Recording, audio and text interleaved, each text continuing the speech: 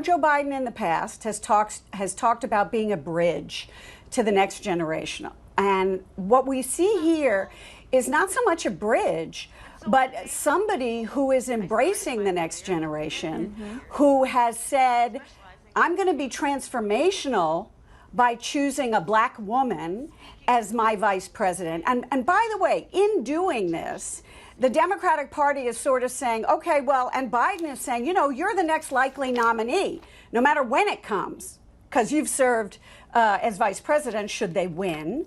And I think what Biden is doing is a larger thing. It's not a bridge anymore. This has become more of a transformation. He is saying to black voters in this country, I am listening to you. He is saying to young voters who want to see something different, I am listening to you. And he's also got a partner here, I would argue. She's been tough on crime, but she understands the issues, and she is going to have to deal with police reform, criminal justice reform. And just as he did the Recovery Act when he was vice president, maybe he's thinking, well, Kamala Harris can help me in the way that I helped Barack Obama. So I think this is a huge moment for this campaign. And I also think my colleagues are reminding me that a couple of weeks ago, Donald Trump was asked the question, how do you rate Kamala Harris as VP? And the answer was, I think she'd be a fine choice, Kamala Harris. She'd be a fine choice. So we have to see what Donald Trump is going to have to do to her. Or going to try to do to her, let's put it that way. We'll see. We'll see. And just talking about her record, as we pointed out, she was district attorney in San Francisco, attorney general in California. Her record will no doubt be under scrutiny. But given the race reckoning in this nation, David Chalian, she has recently advocated for police reform. She pushed a Senate bill to make lynching a federal crime. And also, let's not forget, she's relatively young. She's 55 years old. What is the significance of that?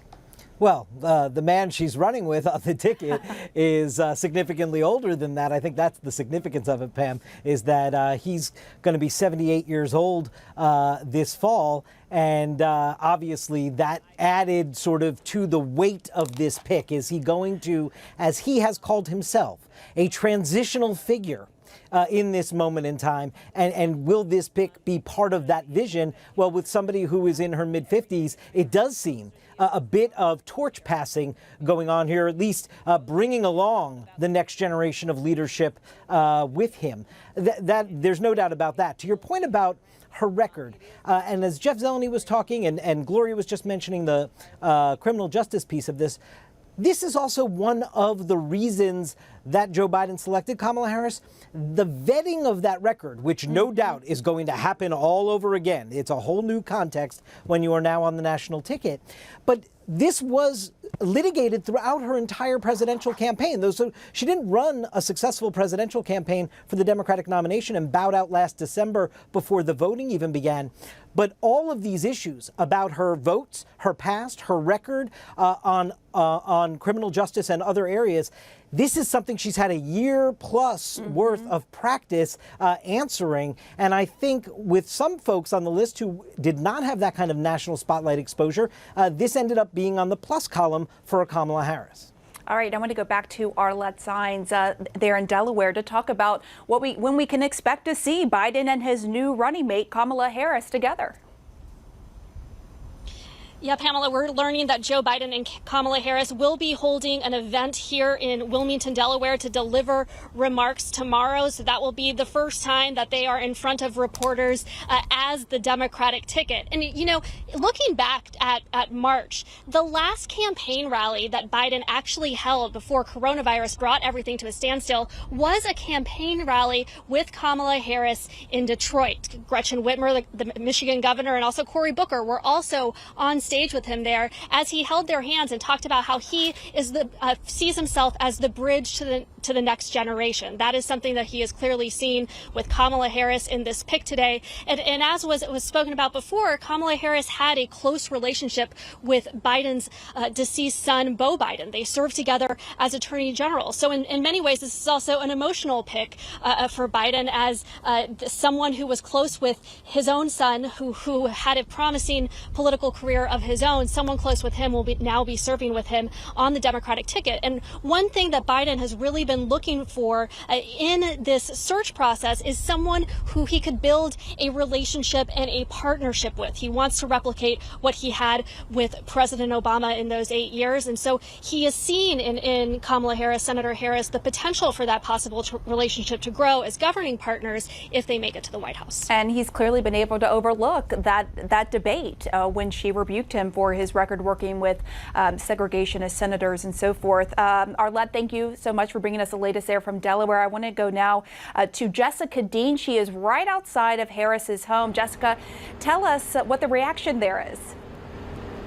Well, Pamela, we have not seen Kamala Harris here at her condo building since Sunday. That was the last time our crews laid eyes on her. We did see her husband earlier today going out for a coffee, but other than that, we have not seen them here. Of course, a lot of buzz in this neighborhood, though, as people come out to check out what's going on. We're getting information, too, a statement in from Susan Rice, who was also in the running to be Biden's running mate. She put out a statement saying she is confident that Biden-Harris will be a winning ticket and is committed to doing whatever it takes to make sure that they win in November.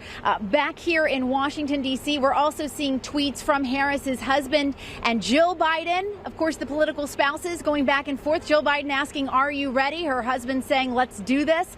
So you can see the team really forming, those two couples at the top of the ticket, ready to announce themselves to the entire United States as the Democratic ticket for 2020. And interesting, too, Pamela, to note that the Biden campaign just a little bit ago coming out preemptively against any attacks that the Trump campaign may begin to throw Kamala Harris's way. At the time, they were just saying whomever they pick because she hadn't been named yet. But the Biden campaign saying that any attacks that the Trump campaign makes are going to be discredited before they're even out of the gate because the Trump campaign has already tried to marginalize whomever the pick is as radical.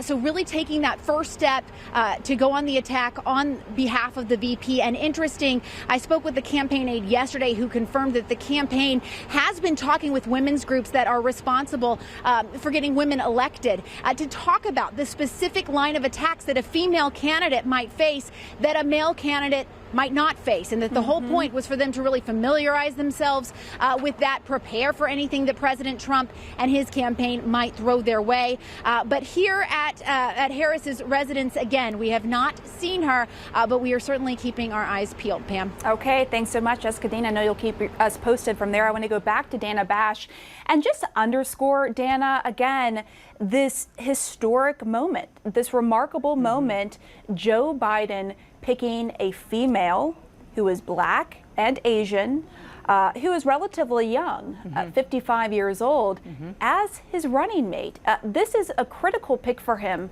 for so many different reasons. So many different reasons. You're exactly right. And there are 2 points I want to make about the fact that this is a woman of color. Number one, we've heard this phrase a lot since the sort of the reckoning that we've seen in this country over the past couple of months. The phrase is representation matters. And this is the ultimate example of that, the most ultimate that we've seen so far in American politics. Representation, potential mattering for sure, but potentially mattering when it comes to the raw politics. And what I mean by that is that, you know, when I talked to you earlier, I talked about the fact that before we knew it was Kamala Harris, about the fact that the Biden campaign wasn't necessarily looking at the map. California is not in play. She's a senator from California. They got that, unless something really dire happens. But what is in play and what is so important politically for the Biden campaign is to make sure that the African American vote comes out, to make sure that people of color feel that they are represented, that they are being heard, that they are being listened to, and that they have somebody who they can see actually understands them.